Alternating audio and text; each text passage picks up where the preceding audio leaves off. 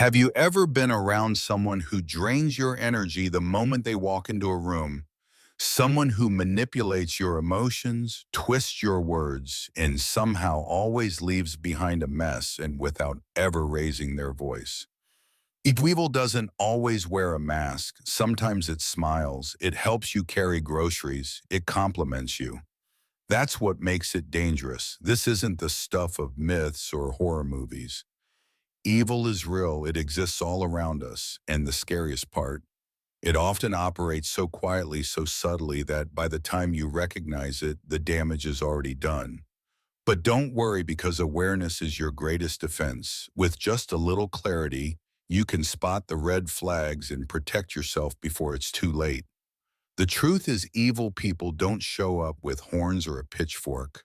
They arrive with charm, with false kindness, and with the ability to twist your goodness into a weapon against you. But here's the good news. You don't need to be a detective or a philosopher to see through the mask. Ancient Stoic wisdom, from minds like Marcus Aurelius and Epictetus, can help us recognize and guard against such threats. In this video, we're diving deep into the 10 clear signs that you're dealing with an evil person, signs that are often overlooked, but once you see them, you can't unsee them. These insights will not only empower you to protect your peace and energy, but they'll also give you the clarity to navigate this world with confidence. Ready to expose what hides in plain sight? Let's begin. Sign 1: constant manipulation. Seneca once said, "He who has many fears also has many things to manipulate." This isn't just philosophy, it's a warning. Manipulators don't operate with integrity. They thrive on distortion. They don't tell outright lies. They twist reality, turning your thoughts against you until you can't tell up from down.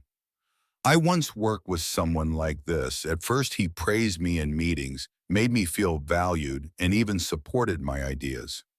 But behind closed doors, he painted a very different picture. Subtle criticisms, exaggerated mistakes, whispered doubts in the ears of management. By the time I sensed something was wrong, I had already begun doubting myself. When I finally confronted him, he smiled and said he was just trying to help me improve. The calmness in his voice made me wonder, was I the problem? That's the power of manipulation. It doesn't just confuse you, it convinces you that the confusion is your fault. Manipulators don't seek connection.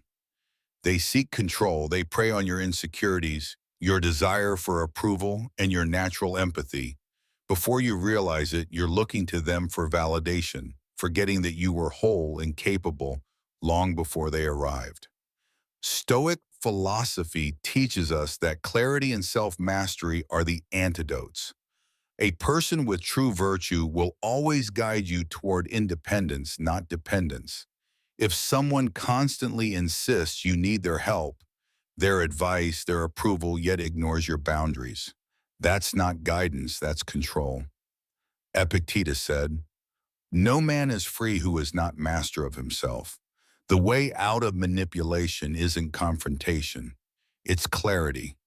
You don't need to prove anything to a manipulator. You just need to stop playing their game. Step back, reclaim your thoughts, guard your inner freedom. Your peace doesn't require permission, and it certainly doesn't need their approval. Sign 2: the mask of charm. Epictetus also reminded us, appearances, however dazzling, often hide the truth, and nowhere is this truer than when dealing with charm. Have you ever met someone whose presence lit up the room?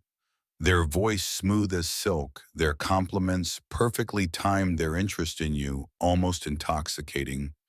At first it feels magical, but soon you begin to wonder, why does this feel too good to be true? Because sometimes it is. Genuine charm creates connection.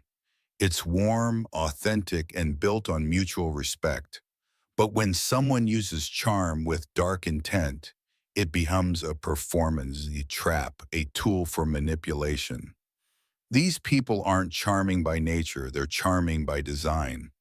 Every laugh, every compliment, every reassuring glance, it's all scripted to win your trust only to use it against you later. Behind the perfect smile lies calculation. Behind the flattery, an agenda. They're not trying to know you. They're trying to learn how to control you. They want access not to support you, but to study you. The Stoics warned us not to be dazzled by appearances. Look deeper. Ask yourself, is this connection building me up or slowly making me doubt myself? Is their interest empowering or possessive? Real charm doesn't come with strings. It doesn't demand loyalty.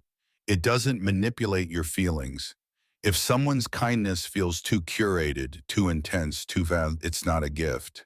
It's bait. Stay aware, stay grounded. And remember, true connection never needs a mask. Sign 3.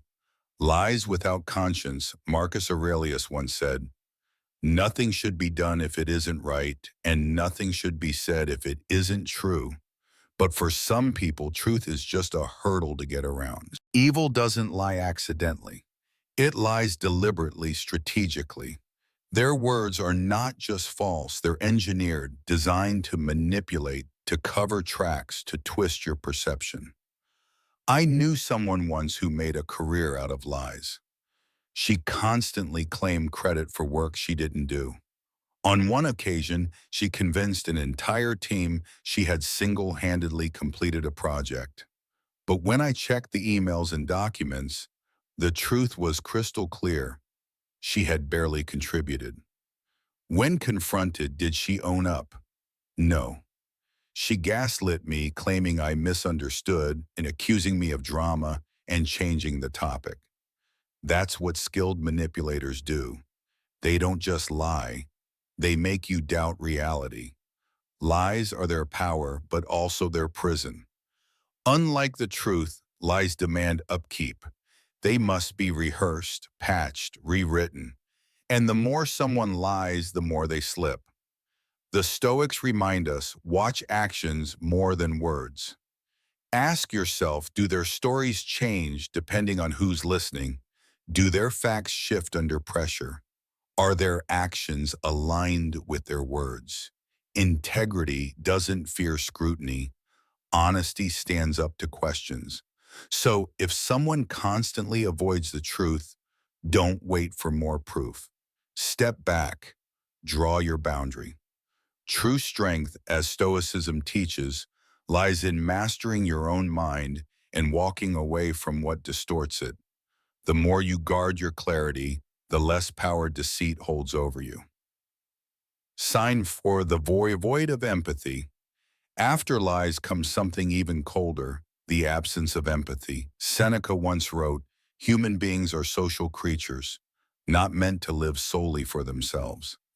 Empathy is the invisible bridge that connects our hearts. It allows us to walk beside each other in joy, in sorrow, in the vulnerable spaces of life.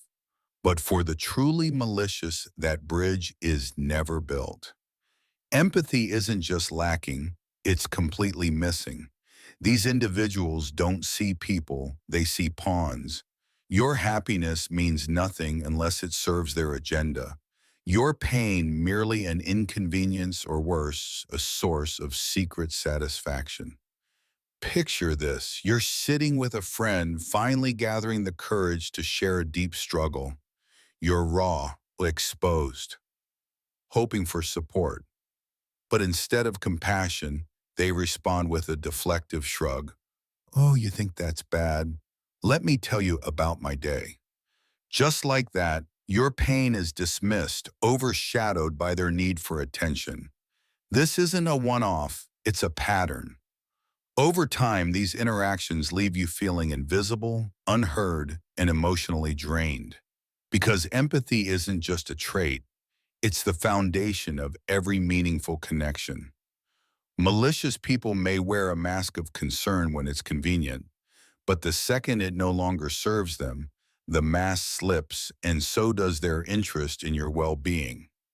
Marcus Aurelius urged, No more arguing about what a good man should be. Be one in a world full of false fronts. That reminder is more powerful than ever. So what can you do when faced with someone who lacks empathy? First, draw your boundary clearly and unapologetically. Protect your emotional space. Refuse to let their coldness make you question your worth. Second, seek out people who meet you with warmth, not indifference, who sit with you in the hard moments without turning the spotlight onto themselves. People who don't just hear you but feel with you.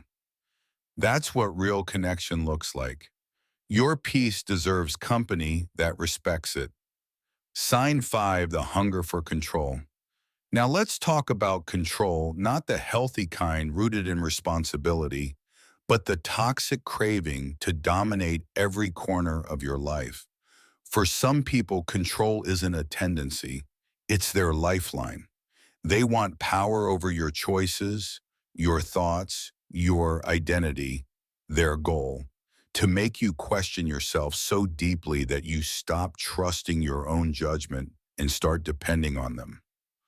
Marcus Aurelius said, "You have power over your mind, not outside events. Realize this, and you will find strength." And that's exactly the kind of strength manipulators try to steal from you. I once knew someone who seemed like a guiding light, always offering advice, always eager to help. But slowly, their guidance turned into subtle sabotage. When I considered taking on a big opportunity, they told me I wasn't ready, that it was too much, that I'd fail. And for a while I believed them, because their voice became louder than my own. I began to second guess every decision. Every step forward felt like a risk, not because it truly was, but because someone convinced me I couldn't stand on my own. That's what control looks like. Not shouting orders, but whispering doubt. These individuals don't want you to grow. They want you to shrink. To fit inside a box, they've built a box they control. They'll use guilt, shame, and flattery to keep you compliant. But it's not care, it's confinement. Epictetus reminded us that freedom is the only worthy goal in life, and freedom begins with reclaiming your mind, saying no to manipulation, rebuilding the muscle of self-trust. So how do you take back control? Start by noticing the patterns. Are your decisions your own, or are they being filtered through someone else's opinions? Do you feel supported or steered? Then reset. Reclaim your autonomy, your voice, your vision. No one deserves that power but you. And the moment you take it back, you step into a freedom no manipulator can ever touch. Sign 6. Blame games and deflection. Ask yourself, does this align with my values? Use that question like a compass. It will guide your actions and preserve your autonomy. Because here's the truth. No one has the right to shape your reality or question your worth. Marcus Aurelius once said, "The quality of your thoughts determines the quality of your life." So protect your mind fiercely. It is the starting point of true freedom. And when someone always blames others, when they deflect instead of reflect, it's time to take a hard look.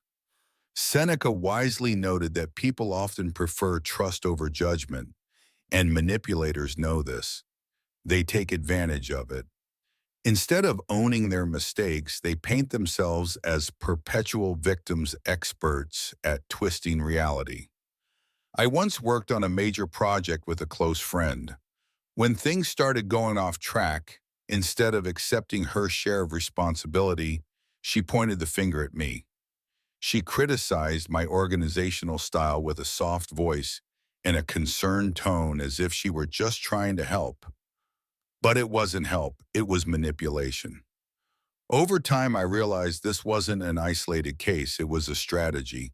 Every time something went wrong, I became the scapegoat. She never took accountability.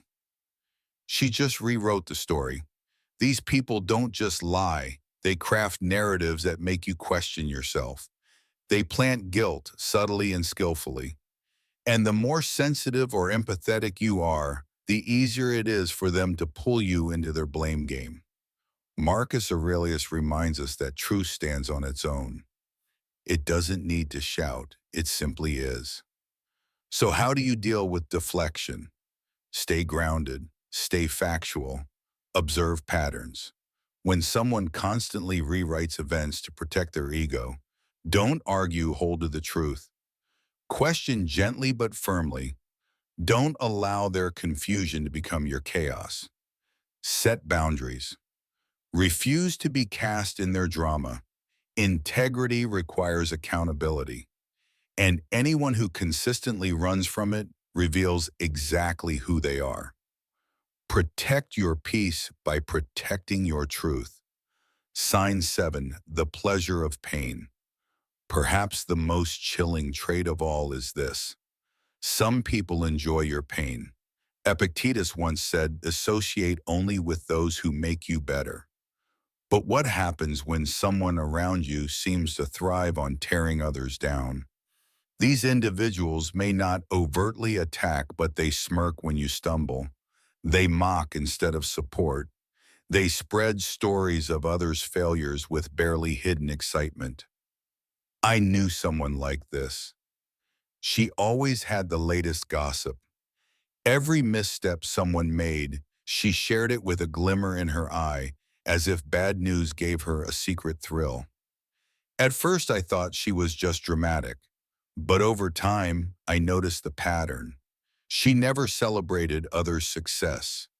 She only came alive when others fell.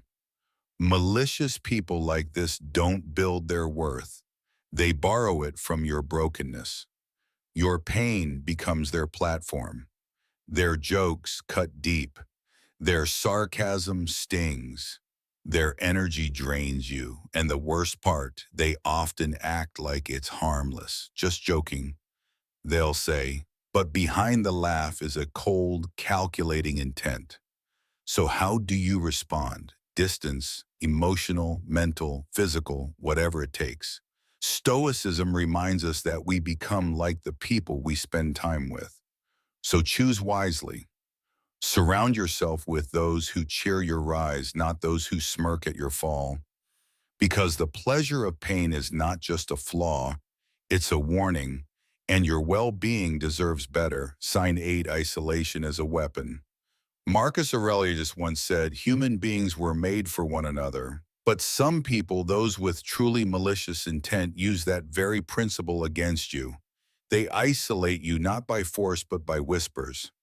Subtle remarks like, your friends don't really care about you, or your family just doesn't get you. At first, these comments seem harmless, maybe even protective, but over time they become patterns, and those patterns breed distance. I once had a friend who did exactly that. She seemed kind, supportive, deeply invested in my well-being. But the more we grew close, the more she sowed seeds of mistrust between me and the people I loved. She'd point out flaws in others, cast doubt on their intentions, and slowly made herself the only person I trusted. At first I felt lucky, seen, understood. But eventually I woke up to the truth. She wasn't protecting me. She was positioning herself. Toxic people use isolation as a tool. Because when you stand alone, you're easier to control. Your support system, your anchors are severed, and with it, your sense of reality begins to slip. But here's what they fear most, your reconnection. The moment you reach back out, rebuild those bridges, and reclaim your circle, they lose power. You remember who you were before their voice became the loudest. Seneca taught that we are waves of the same sea, leaves of the same tree, flowers of the same garden. Real connection is your protection. Never let anyone convince you otherwise. So take a step back. Look around. Who truly has your best interest at heart? And who's trying to erase everyone else from your world? Because when isolation becomes their weapon, it's time for you to return to your tribe. And in the arms of true connection, you'll find your strength again. Sign 9, jealousy in disguise. Envy is one of the oldest poisons in the human soul, but its most dangerous form is when it hides behind a smile. Seneca once said, envy is the ulcer of the soul, and when someone harbors it, their words may sound like encouragement, but their aim is to slowly erode your confidence. I once had a friend who, on the surface, seemed deeply supportive. After I completed a major project I was proud of, she smiled and said, "That's great, but maybe next time you should push yourself a bit more." At first, I thought it was genuine advice, but the tone, the timing, it didn't lift me up. It planted doubt. This is how envy works in disguise. It doesn't attack head on. Instead, it drips subtle suggestions meant to make you shrink. Comments like "you did well, but don't get too excited," or "that's impressive, but I heard someone else did it even better." These aren't words of support. They're quiet weapons designed to keep you small. Why? Because your success casts a shadow on their insecurity. They can't celebrate your light because it highlights what they haven't yet faced in themselves. But don't be fooled. Genuine encouragement makes you feel energized, confident. Seen envy leaves you second-guessing, doubting, drained. So how do you tell the difference? Listen to your intuition. That slight discomfort, that nagging sense that something's off, it's not paranoia, it's wisdom. Look deeper, ask, does this person consistently support me or subtly undermine me? A truly kind person will praise you wholeheartedly. They'll celebrate your wins with great, not competition, but a jealous heart can't do that. It competes, compares, and chips away at your worth, one disguised compliment at a time. To protect yourself, you must set firm boundaries. Surround yourself with people who don't just tolerate your shine, but fuel it. People who say, "You did amazing," without a caveat.